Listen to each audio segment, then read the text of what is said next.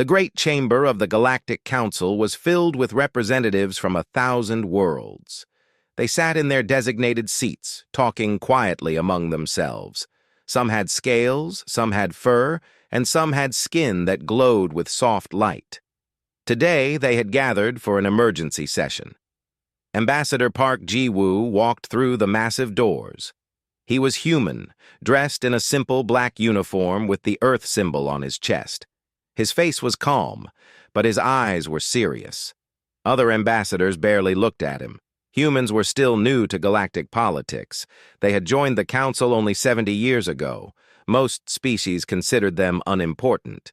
The Council leader, a tall being called Zareth, raised one of his 4 arms. The chamber became quiet. "We are here to discuss the Velkari Empire's declaration of war against the Mishara people," Zareth announced. His voice echoed through the hall. A wave of uncomfortable silence spread through the room. Everyone knew about the Velkari Empire. They were one of the oldest and most powerful civilizations in the galaxy. They had advanced weapons, massive fleets, and had conquered 17 species over the past 1,000 years. When the Velkari wanted something, they took it. No one stopped them. The Mishara were different. They were a small, peaceful species. They had only 12 colony worlds, and their military was tiny. They were farmers and teachers, not warriors. Their greatest achievement was developing crops that could grow on almost any world. They had shared this knowledge freely with many species, asking for nothing in return. "The Mishara have refused to surrender their agricultural worlds to Velkari control," Zareth continued. "The Velkari have given them 10 days to evacuate or face total war." Murmurs filled the chamber. Everyone knew what this meant. The Mishara would be destroyed. It had happened before to other small species who stood in the Velkari's way. "Does anyone wish to speak?" Zareth asked, though his tone suggested he expected silence. Park Ji-woo stood up. "I wish to speak." Every eye in the chamber turned to him. Some ambassadors looked surprised. Others looked amused. What could humanity possibly say about this situation? Park walked to the center of the chamber. He moved slowly, with purpose. When he reached the speaking platform, he looked around at all the different species watching him. 200 years ago, the human colony of New Sol was dying, Park began. His voice was steady and clear. "It was our first major colony beyond Earth's solar system. We had 300,000 people there. Our crops had failed. A disease in the soil killed everything we planted. We sent messages asking for help, but space is vast. We knew help would take too long to arrive." Some ambassadors shifted in their seats. They had not expected a history lesson. "We had enough food for maybe 3 more months," Park continued. "After that, people would starve. Children would die first, then the elderly, then everyone else. We prepared for the worst." Park paused and looked directly at the Mishara ambassador, a gentle being named Tilara, who sat quietly in a small seat near the back. "Then the Mishara came," Park said. "They had heard our call for help. They brought ships full of their special seeds, seeds that could grow in our poisoned soil. They brought food to keep us alive while we planted the new crops. They stayed for 6 months, teaching us how to farm with their methods." Tilara looked down, modest and uncomfortable with the attention. "When we asked how we could pay them, they said they wanted nothing." Park's voice grew stronger. "The Mishara told us that life is precious. They said helping those in need is not business, it is duty. They left before we could even thank them properly." The Velkari ambassador, a massive being covered in thick armor plates, made a sound like laughter. "A touching story, human. But what does this ancient history have to do with our current situation?" Park turned to face the Velkari directly. "It means that humanity will intervene. We will protect the Mishara from your empire." The chamber exploded with noise. Ambassadors talked loudly to each other. Some laughed. Others looked shocked. The Velkari ambassador stood to his full height, towering over Park. "You," the Velkari growled. "You are a young species with a small fleet. You think you can challenge the Velkari Empire. We have crushed civilizations that existed before your planet had life on it." Park did not move. He did not look afraid. "The Mishara fed our children when we were starving. They asked for nothing. Now they are threatened, and we will stand with them. This is not negotiable." "Foolish," the Velkari said. "If you interfere, we will destroy your fleets as well. Then perhaps we will visit your colony worlds and show you the cost of stupidity." Park smiled, but it was not a friendly smile. It was the smile of someone who knew a secret. "You are welcome to try. But let me tell you something about humans. We remember everything, every kindness, every act of mercy, every time someone helped us when we were weak." He turned to address the entire council. 200 years ago, Mishara children went to bed hungry so that human children could eat. Their farmers gave from their own limited supplies. They shared when they did not have much to share. We built a monument on New Seoul. Every human child learns this story. We do not forget our debts. The chamber was quieter now. Something in Park's voice made even the most powerful species pay attention. "We have spent 2 centuries preparing for the day when we could repay that debt," Park said. "We knew eventually someone would threaten our friends. So we built, we planned, we trained, and we waited." Zareth leaned forward. "Ambassador Park, you must understand what you are saying. If humanity goes to war with the Velkari Empire, thousands of your people will die, maybe millions. Is an old debt worth that cost?" Park looked at the council leader with steady eyes. "Every human who joins our fleet knows the story of New Seoul. They volunteer anyway. We are not asking the council for help.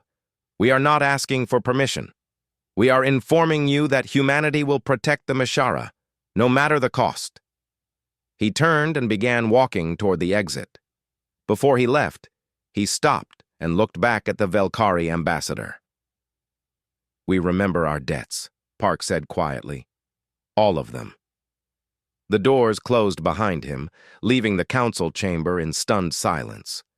The Velkari ambassador sat down slowly, for the first time looking uncertain. In the back of the chamber, Tilara, the Mishara ambassador, sat with tears running down her face. She had never imagined that a small act of kindness 2 centuries ago would bring such a response.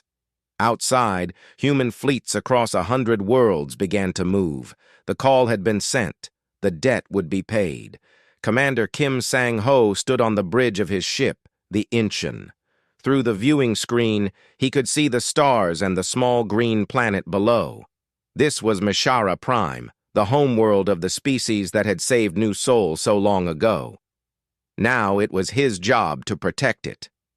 "Sir, Velkari fleet detected," his sensor officer called out. 53 ships. They will arrive in 20 minutes. Kim nodded slowly. His own fleet had only 18 ships. The numbers were bad, but he had expected that. The Velkari Empire had hundreds of ships. Humanity had to spread their fleet thin to protect multiple Mishara worlds at once. "How many civilians are still on the planet?" Kim asked. "About 2 million, his communications officer reported. "The evacuation ships are still loading. They need at least 2 more hours." Kim looked at his crew. They were young, most of them. Some looked nervous. Others looked determined. All of them had volunteered for this mission. Every single one knew they might not survive. "We hold for 2 hours then," Kim said, "no matter what." The crew nodded. They had expected this order. 20 minutes later, the Velkari fleet emerged from faster-than-light travel. Their ships were enormous, covered in weapons and thick armor. The flagship alone was twice the size of Kim's entire fleet combined. The Velkari admiral's face appeared on the communication screen. "Human vessel," the admiral said. His voice was deep and full of confidence. "You are ordered to withdraw immediately." This world belongs to the Velkari Empire now. If you leave, we will not pursue you. Kim shook his head. We cannot do that. These people are under our protection. The Velkari admiral looked confused, then angry. Your protection? You have 18 ships. We have 53. Your technology is inferior. This is not a battle you can win. Why die for nothing? It is not nothing, Kim replied. These people helped us when we needed it most. Now we help them. This is what honor means to humans. The admiral stared at Kim for a long moment. Then you will die with honor. Attack! The Velkari fleet moved forward, weapons charging. Kim's ships spread out in a defensive formation around the planet. All ships, remember your training, Kim broadcast to his fleet. We do not need to win. We only need to buy time. 2 hours, we can do this. The battle began. Velkari ships fired their energy weapons. Human ships returned fire. The space between them filled with light and explosions. The first human ship took heavy damage within 5 minutes. Its shields failed and its hull began to crack. Kim expected it to retreat to save the crew. Instead, the captain of that ship did something the Velkari did not expect. Ramming speed! The captain shouted over the communication channel. His damaged ship turned and flew directly at the nearest Velkari cruiser. The crew evacuated in small escape pods seconds before the impact. The collision destroyed both ships in a massive explosion. The other Velkari ships stopped advancing, shocked by what they had just witnessed. Did that human just sacrifice his ship deliberately? A Velkari captain asked over their communication channel. Continue the attack, the Velkari admiral ordered, but Kim could hear uncertainty in his voice now. The battle continued. Human ships fought in ways the Velkari had never seen before. When shields failed, human captains did not retreat. They pushed forward. When weapons overheated, humans bypassed the safety systems and kept firing. Warning alarms filled every human bridge, but the crews ignored them. A Velkari dreadnought locked its weapons on the Inchin. Kim's ship shook as energy blasts hit the shields. The shield generator began to fail. Shield at 20%, his engineer called out. We should retreat, sir. Kim looked at the planet below. The evacuation ships were still loading civilians. They needed more time. Divert all power to engines, Kim ordered. Helm, set course directly for that dreadnought. His crew understood immediately. They did not argue. They just followed orders. Evacuation pods ready, his first officer said quietly.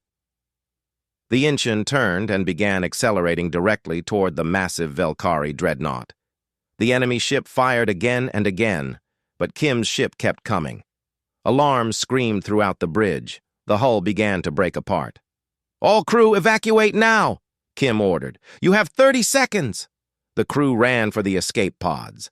Kim stayed at his command chair, watching the dreadnought grow larger on the screen.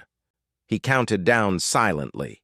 20 seconds, 15 seconds, 10 seconds. At 5 seconds, Kim finally ran for the last escape pod. He launched just as the Inchin crashed into the dreadnought at full speed. The explosion was so bright that it could be seen from the planet's surface. The dreadnought did not explode completely, but it was crippled. Half of its weapons were destroyed. It began to drift, unable to maneuver. From his escape pod, Kim watched 2 more human ships follow his example. They rammed damaged Velkari vessels rather than retreat. Each time, the crews evacuated just in time. Each time, the Velkari lost another ship. The Velkari admiral stared at his tactical display in disbelief. He had started with 53 ships. Now he had only 31 that were fully functional. The humans had started with 18 ships and now had only 6. By numbers, the Velkari were winning. But the cost was terrible. Velkari ships were designed to last for decades. They were expensive and took years to build. The Velkari Empire had rules about preserving ships whenever possible. Retreat was always better than destruction. Humans apparently had different rules. Admiral, the humans are not retreating, his tactical officer said. Even their damaged ships continue to fight. The admiral watched as a human ship with only one working weapon continued to fire at a Velkari cruiser. The human ship's hull was open to space in 3 places. Its shields were gone, but it kept fighting. "How long until we secure the planet?" the admiral asked. "At this rate? Another 3 hours. But we will lose at least 20 more ships." The admiral felt something he had not felt in many years. Fear. Not fear of dying, but fear of the cost. The Velkari Empire had rules. Conquering a small planet should not cost 30 ships. That was too expensive. The Emperor would be angry. "Continue the attack," he ordered anyway. The Empire did not tolerate failure. But 2 hours later, something changed. The evacuation ships began to leave the planet's surface. They had finished loading the civilians. The remaining 6 human ships formed a protective wall around the evacuation fleet. "Target those evacuation ships," the admiral ordered. If he could capture Mishara civilians, he could force the humans to surrender. The human ships moved to block the shots. They took hits meant for the evacuation vessels. One by one, the last human ships were destroyed, but the evacuation fleet escaped into faster-than-light travel. The Velkari had won the battle. They controlled the space around Mishara Prime. But as the admiral looked at his fleet, he felt no sense of victory. He had lost 27 ships. 27, to destroy only 18 human vessels. He sent his report to the Empire. "Battle won, planet secured. But the humans fight unlike any species we have encountered. They do not value their lives as other species do. They fight as if already dead. They sacrifice ships willingly. We won this battle, but the cost was severe. Request reinforcements." The message was transmitted across the galaxy. Other species who monitored military communications read it. The Velkari Empire, which had crushed 17 civilizations, was asking for reinforcements. To fight humans. On New Sol, the human colony that the Mishara had saved 200 years ago, they began building more ships. Thousands of volunteers lined up to join the fleet. When asked if they were afraid of dying, one young woman smiled and said something that would be repeated across human space. "The Mishara fed us when we were hungry. If giving my life repays even a small part of that debt, then I give it gladly. This is what it means to be human." The war had only begun. The war continued for 3 months. Across a dozen Mishara worlds, human and Velkari fleets clashed in desperate battles. The pattern was always the same. The Velkari had more ships and better weapons. The humans had determination and willingness to sacrifice. Every battle ended with the Velkari winning, but at a terrible cost. The Galactic Council watched with growing concern. This was not how wars were supposed to work. Usually, the weaker side surrendered after the first few defeats. They negotiated for the best terms they could get. They accepted reality. Humans did not seem to accept reality. Dr. Lee Min-ji sat in a quiet conference room on a neutral station. She was a human negotiator, sent to meet with Velkari diplomats. She was young, with kind eyes and a gentle voice. Across from her sat 3 Velkari officials. They looked tired. The war was expensive, and their emperor was becoming impatient. "Thank you for agreeing to meet," the lead Velkari diplomat said. His name was Korvath. "We believe there is a path to peace that benefits both our peoples." Minji nodded politely. "I am here to listen." Korvath pushed a datapad across the table. "These are our terms. Very generous terms. I think you will agree. The Velkari Empire will withdraw from all Mishara worlds. We will sign a treaty promising not to attack them for 50 years. Minji looked at the datapad but did not touch it. "And what do you want in return?" "Very little," Korvath said with what he thought was a friendly smile. "We want humanity to end its military alliance with the Mishara.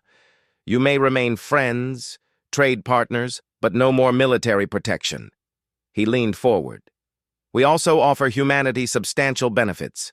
First, We will grant you exclusive trading rights in the Velkari Empire. Your merchants will have access to our markets.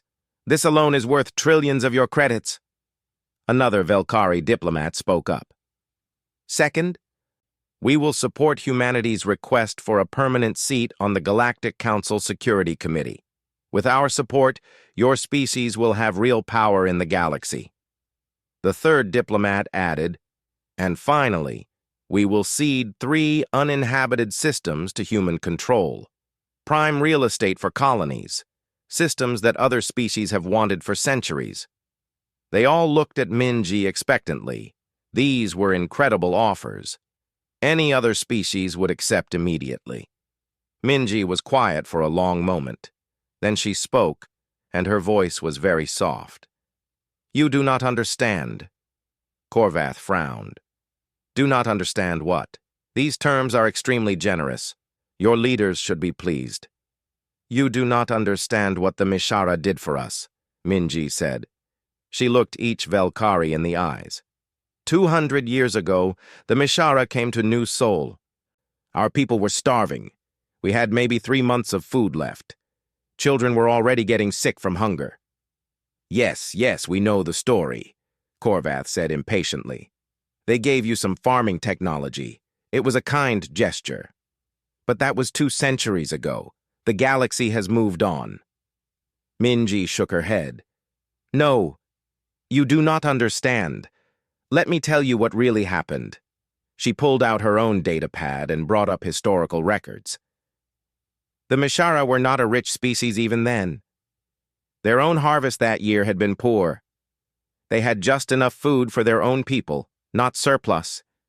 Just enough. She showed them images of Mishara families from 200 years ago. When they heard about New Sol, their council debated for 3 days. They knew if they gave food to humans, their own children would go hungry. Some Mishara children did go hungry that year. Some got sick. 2 died. The Velkari diplomats shifted uncomfortably. "The Mishara Council voted anyway," Minji continued. "They voted to share what little they had. They loaded their ships with 40% of their total food supply. 40%. They gave from their own mouths to feed strangers they had never met." Her voice grew stronger. "The Mishara who came to New Sol stayed for 6 months. They could have just dropped off food and left. Instead, they stayed. They taught us their farming methods. They worked in the fields beside us, even though they were tired and hungry themselves. When we offered payment, they refused. When we tried to give them resources, they refused. They said that life is precious and helping others is not business." Minji looked directly at Korvath. "Do you understand now? They gave when they had almost nothing. They starved their own children so ours could eat. They asked for nothing in return." "A noble sacrifice," Korvath said carefully. "But that debt has surely been repaid by now. Your species has sent the Mishara aid many times over the past 2 centuries. "No," Minji said firmly. "You still do not understand what debt means to humans. The Mishara gave when giving hurt them.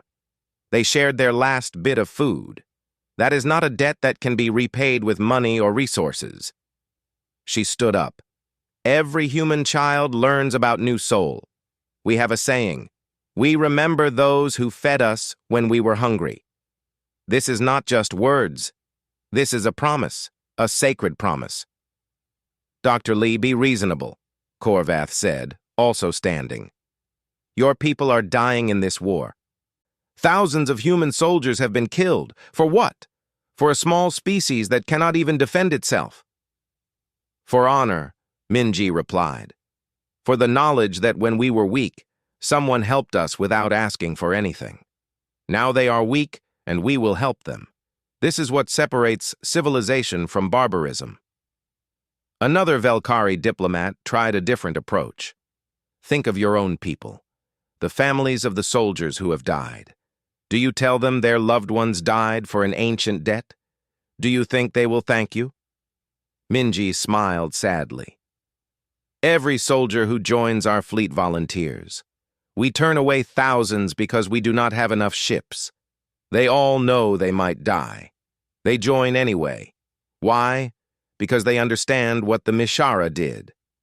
Because they want to be part of repaying that debt.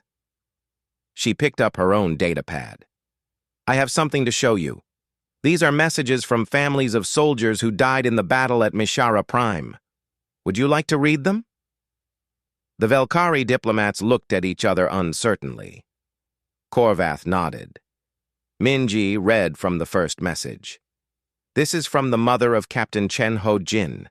He died when his ship rammed a Velkari cruiser. His mother wrote, My son died with honor. The Mishara saved humans they never met. My son saved Mishara he never met. This is what we are. This is what we choose to be. I am proud. She scrolled to another message. This is from the wife of Lieutenant Park Sun-ho. She wrote, My husband told me before he left that if he died, I should not be sad. He said the Mishara taught us that life is precious. By giving his life to save Mishara lives, he was honoring that lesson. I miss him. But I understand. The room was very quiet.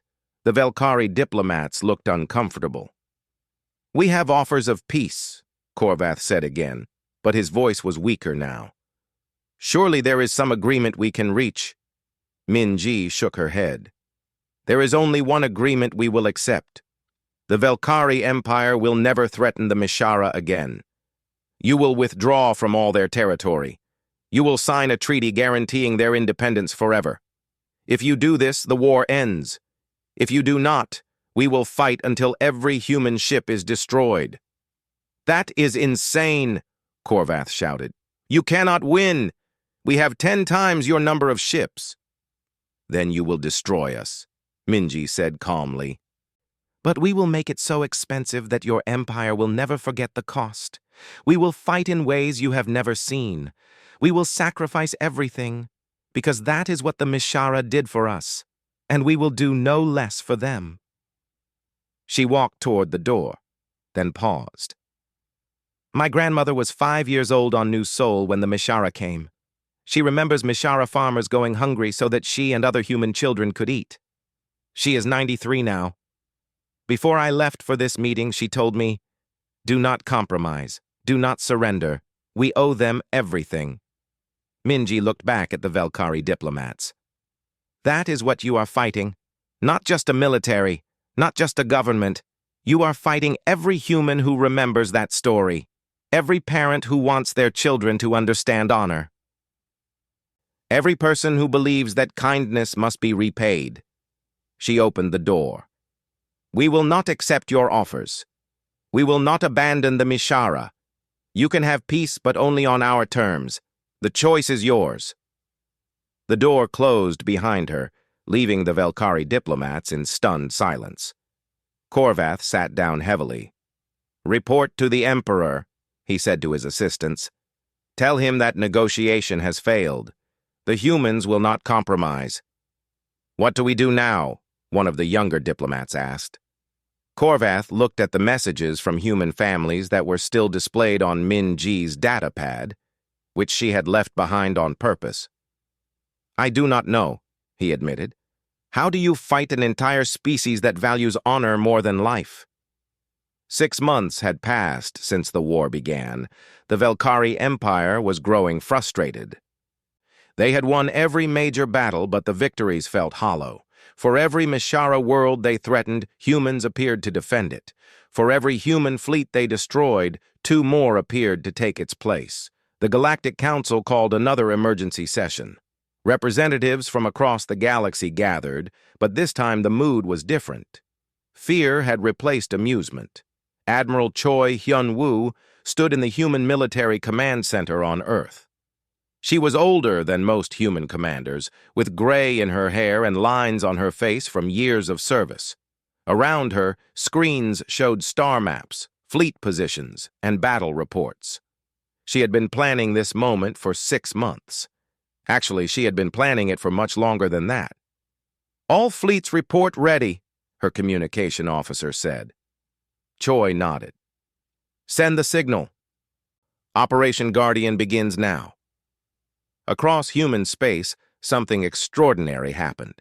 From every human colony, from every station, from every hidden shipyard, vessels began to emerge.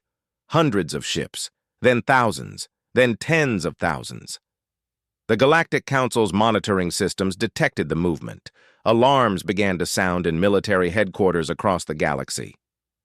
"This is impossible," the Velkari Emperor said, watching the reports flood in. "Where did they get so many ships?" His military advisor looked at the data in disbelief. "Sir, we are detecting over 10,000 human vessels, all military class, all heading toward Velkari territory." 10,000? The Emperor stood up from his throne. The humans had less than 1,000 military ships 6 months ago. Where did the rest come from? The advisor pulled up more detailed scans. "Sir, many of these ships are new, very new. Some were completed within the last few weeks. It appears that humans have converted their entire industrial capacity to military production." The Emperor stared at the screen. "Their entire economy? That would mean their civilian sector has nearly stopped functioning. They have sacrificed their own prosperity for this war." "It appears so, sir." On Earth, Choi watched the fleets gather. She remembered when this plan had first been proposed, just days after the war started. The human government had called for volunteers to work in the shipyards. Millions had answered. Entire factories that once made civilian vehicles had switched to building military ships. People worked 20-hour days. Families donated their savings to buy materials. The rest of the galaxy thought humans were barely holding on. They were wrong. Humans had been building the largest war fleet in modern history while fighting a defensive war at the same time. "All fleets in position," the tactical officer reported. Choi opened a communication channel to all human ships. 10,000 captains listened to her words. "This is Admiral Choi to all vessels," she said. "For 6 months we have defended. We have protected Mishara worlds from Velkari aggression. We have paid a high price. Thousands of our people have died. But we have not forgotten why we fight." She paused, letting her words sink in. 200 years ago, the Mishara saved New Soul. They gave when they had little to give. They fed our children when they were hungry. Today, we repay that debt in full. Choi looked at the star map showing Velkari space. "We are not conquerors. We do not want their worlds. But we will show the Velkari Empire and the entire galaxy that humanity protects its friends. All ships, advance." The human armada moved forward, entering Velkari territory. The Velkari fleet tried to respond, but they were not prepared for this. They had been fighting small defensive battles for months. Suddenly, they faced an invasion force larger than anything they had encountered in centuries. The first battle took place at the Velkari colony of Sarathis. A Velkari defense fleet of 200 ships moved to intercept the humans. They were met by 500 human vessels, but this time the humans fought differently. They did not just sacrifice ships. They used tactics and strategies the Velkari had never seen before. Human ships moved in coordinated patterns, supporting each other. When one ship was damaged, others covered its retreat. The humans fought smart, not just brave. The Velkari commander realized something terrifying. The humans had been studying Velkari warfare for 6 months. They had learned from every battle, every defeat, every victory. They knew Velkari tactics better than the Velkari knew them themselves. The battle lasted 3 hours. The Velkari fleet was destroyed. The humans lost only 30 ships. Choi watched the battle reports with satisfaction. "The Velkari have been fighting the same way for 1,000 years, she said to her staff. "They never change. They never adapt. We have spent 6 months learning everything about them." Her intelligence officer added, "We have also been analyzing their tactics for the past 200 years, Admiral. Ever since New Soul, we have been preparing for the possibility that someday we would need to fight them." 200 years? One of the younger officers asked in surprise. Choi smiled. When the Mishara saved New Sol, our leaders asked themselves a question. What if someday our friends need our help? What if someone threatens them? So we began studying potential threats. The Velkari were at the top of the list. She pulled up old military files. For 2 centuries, we have been watching the Velkari Empire. We studied their battles against other species. We analyzed their strategies. We identified their weaknesses. We prepared. The young officer looked amazed. We have been planning this war for 200 years? Not planning a war, Choi corrected. Planning to protect our friends. There is a difference. Over the next month, human fleets advanced through Velkari territory. They did not conquer planets or enslave populations. They simply destroyed any Velkari military presence that could threaten Mishara space. Velkari colonies were left alone. Civilian ships were not harmed. But every Velkari military base near Mishara territory was systematically eliminated. The Velkari Empire, which had never known defeat, began to lose system after system. Their proud fleets, which had crushed 17 civilizations, were being destroyed by a species they had dismissed as weak and unimportant. Other species across the galaxy watched in shock. The Zareth Confederation, which had territories near human space, called an emergency meeting. We helped humanity once, their leader said nervously. 50 years ago, we shared medical technology with them during a plague outbreak. Do you think they remember? The humans remember everything, his advisor replied. They have been preparing to defend the Mishara for 2 centuries. What have they been preparing for us? Similar conversations happened across the galaxy. The Torvani had once traded food with human colonies during a shortage. The Plenari had shared scientific knowledge freely. The Kashari had rescued human miners from a collapsed asteroid facility. Every species that had ever helped humanity began to wonder, would humans go this far for us too? Would they fight an empire for our sake? The answer terrified and comforted them at the same time. On the Velkari homeworld, the Emperor met with his war council. The news was all bad. They had lost over 3,000 ships. Human fleets were now only 3 systems away from Velkari Prime itself. We can still win, the head general insisted. If we gather all our remaining fleets, we have enough ships to destroy the human armada.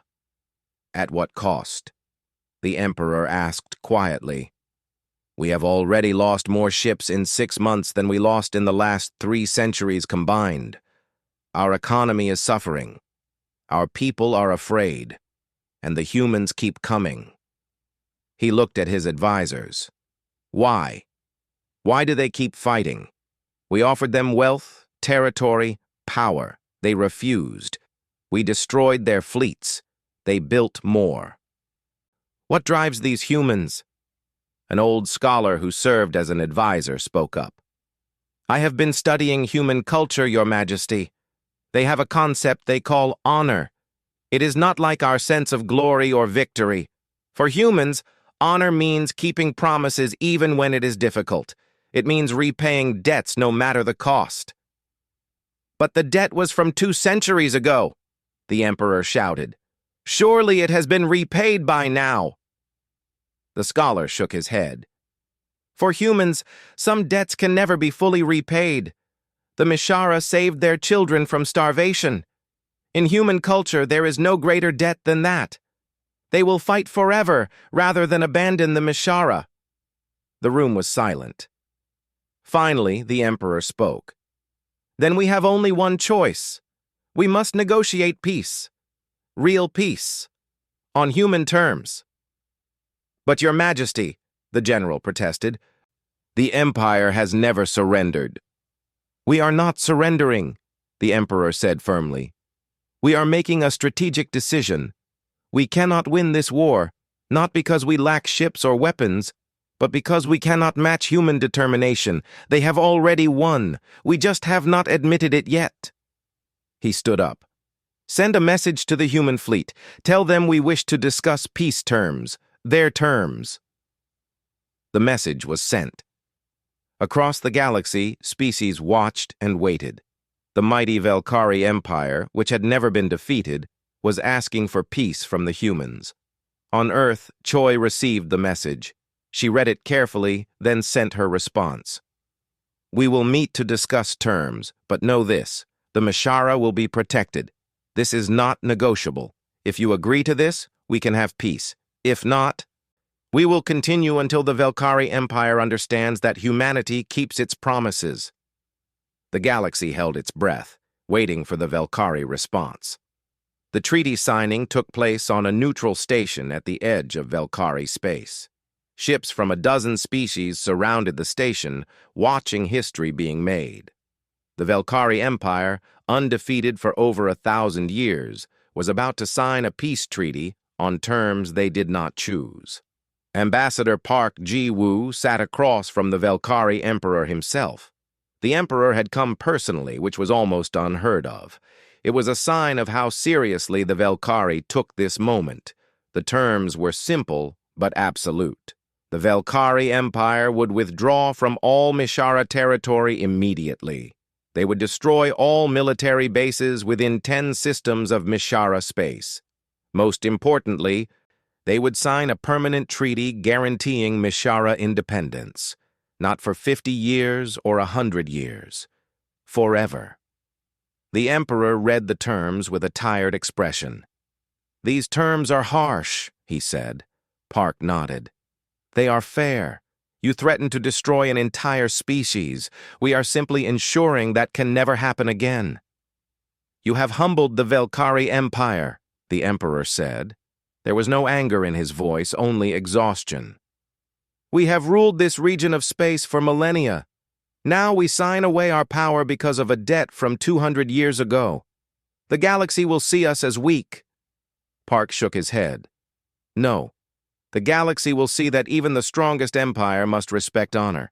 You are not weak for making peace. You are wise. The Emperor signed the treaty with his own hand. As soon as he finished, Park signed as well. The war was over, but the real impact was only beginning. 3 days later, the Galactic Council held another session. This time, every species sent their highest representatives. The chamber was full in a way it had not been for decades. Park stood to address the council. The room fell silent immediately. No one laughed at humans anymore. The war with the Velkari Empire is over, Park announced. The Mishara are safe. Their independence is guaranteed. This was our goal, and we have achieved it. The council members nodded. Some looked relieved. Others looked nervous. I know many of you are wondering about humanity's intentions now, Park continued. You see our fleet. You see our military power. You wonder if we will become conquerors like the Velkari once were. He paused and looked around the chamber. Let me be very clear. We did not build this fleet for conquest. We built it to protect our friends. The Mishara saved our colony of New Sol 200 years ago. They gave when they had little to give. We simply repaid that debt. Zareth, the council leader, spoke up. Ambassador Park, your people have demonstrated incredible military capability. The galaxy has taken notice. We would like to offer humanity a permanent seat on the Security Council, along with full voting rights on all major decisions. This was a huge honor. Only 5 species held permanent seats on the Security Council. It was the most powerful position in galactic politics. Park bowed respectfully. We accept, with gratitude. There is something else, Zareth continued. Many species would like to establish closer relations with humanity. Trade agreements, cultural exchanges, mutual defense pacts. Park smiled. We welcome friendship with all peaceful species, but I want to make something clear to everyone here. He turned to face the entire council. What we did for the Mishara, we will do for any species that has helped us. The Torvani shared food with our colonies during a shortage. The Zareth gave us medical technology during a plague. The Kashari rescued our miners from danger. We remember all of it. The representatives from those species sat up straighter, looking pleased and proud. "If anyone threatens these species, they threaten humanity's friends," Park said. His voice was calm but firm. "And we protect our friends. Always." The message was clear. Attacking any species that had helped humanity would mean war with humans. The entire galaxy understood, but Park was not finished. "I also want to speak about honor. The Mishara taught us something important 200 years ago. They taught us that helping others is not business. It is duty. Life is precious, and those who can help should help." He pulled out a data pad. "Starting today, humanity is establishing the Guardian Fund. We will send aid to any species facing natural disasters, famines, or other crises. We will share our technology freely with those who need it. We will do what the Mishara did for us." The council chamber filled with surprised murmurs. This was unexpected. "Why?" asked a representative from a small species in the back. "What do you gain from this?" Park looked at him kindly. 200 years ago, the Mishara gained nothing from helping us. They helped because it was right. We learned from their example. This is what civilization means. This is what honor means." After the council session ended, Park returned to his quarters on the station. There was a message waiting for him. It was from Talara, the Mishara ambassador. He opened the message. Talara's face appeared on the screen, and she was crying. "Ambassador Park," she said, her voice shaking with emotion. "On behalf of all Mishara, I thank you. You have saved our entire species. The debt is repaid. Surely the debt is repaid now." Park recorded his response carefully. "Ambassador Talara, you saved human children from starvation. You gave from your own limited supplies. You shared when sharing hurt you. What we did was repay violence with violence. It is not the same." He paused. "The truth is, the debt will never be fully repaid. How do you repay someone for saving your children? There is no equal payment for that. We can only try to be worthy of the gift you gave us." He smiled gently. "But if you insist the debt is settled, then let us simply be friends. Let our species stand together, not because of debt, but because we choose to. That would honor us." The message was sent. An hour later, Talara replied with a simple message. "Friends, then. Forever friends." On New Sol, the human colony that the Mishara had saved so long ago, they held a ceremony. At the center of the colony stood the monument that had been built 200 years earlier. It showed a Mishara farmer and a human child holding hands. Inscribed on the monument were the words, "They gave when they had little. We will remember forever." The governor of New Sol stood before a crowd of thousands. "Today, we add new words to this monument," she announced. "Words that will remind future generations what we accomplished." Workers unveiled a new inscription below the old one. It read, "The debt is honored. The promise is kept. We are humanity, and we remember." The crowd cheered. Many people cried. Every person there knew someone who had died in the war. But they also knew their sacrifice had meaning. Across the galaxy, other species began to reassess their relationships with humanity. Those who had been kind to humans felt proud and secure. Those who had been cruel or dismissive felt nervous. The Velkari Emperor sat in his palace thinking about the war. His advisor approached cautiously. "Your Majesty, the Council is asking about our plans. What should we tell them?" The Emperor was quiet for a long moment. "Tell them that the Velkari have learned an important lesson. We thought power came from the size of our fleet or the strength of our weapons. The humans taught us differently." "What is true power, then, Your Majesty?" "True power is being the species that others want as a friend rather than an enemy," the Emperor said. "The humans did not conquer us. They did not take our territory or enslave our people. They simply protected their friends. And now every species in the galaxy wants to be humanity's friend." He stood and walked to the window, looking out at the stars. We ruled through fear for 1,000 years. In 6 months, humanity earned more loyalty through honor than we gained in a millennium of conquest. That is true power. Months passed. The galaxy settled into a new normal. Human ships patrolled Mishara space. But they also helped with disasters across multiple systems. When a plague hit the Torvani homeworld, human medical ships arrived within days.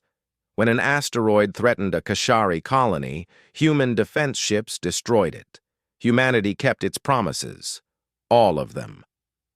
In the Galactic Council, Park stood one last time before his term as ambassador ended.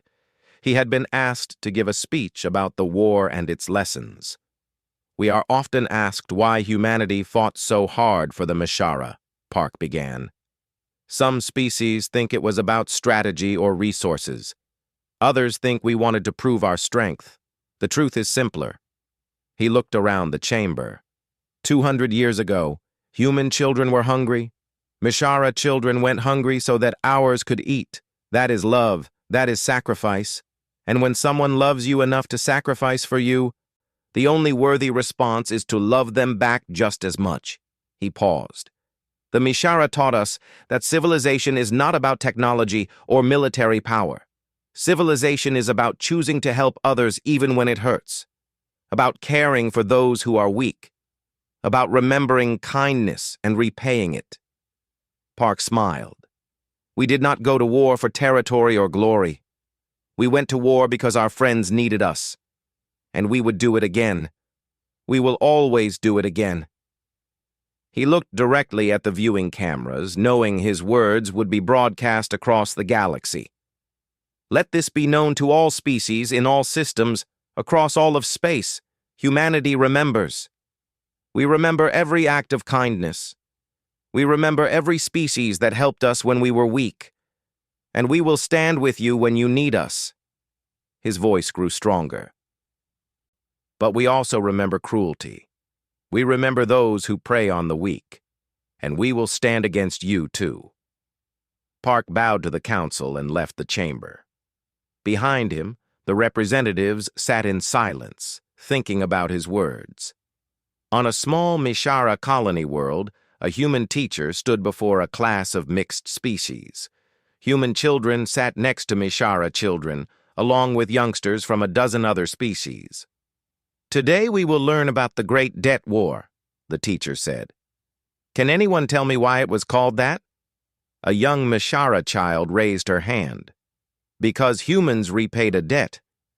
A human boy added. Because my great-great-great-grandmother was saved by the Mishara, and we will never forget. The teacher nodded. Both answers are correct. But the most important lesson is this. The war taught the galaxy that kindness matters. That honor matters. That keeping promises matters. She looked at all the young faces watching her. You are the future. Some of you will build ships. Some will explore new worlds. Some will make laws or teach others. But whatever you do, remember this lesson. Be kind. Help those who need help. Remember those who helped you. That is how we build a better galaxy. The children nodded, absorbing the lesson. Among them, human and Mishara children sat side by side, friends as their ancestors had been. And somewhere in deep space, human patrol ships kept watch over Mishara territory. Not because they were paid to, not because they had to, because they chose to. Because humanity remembers.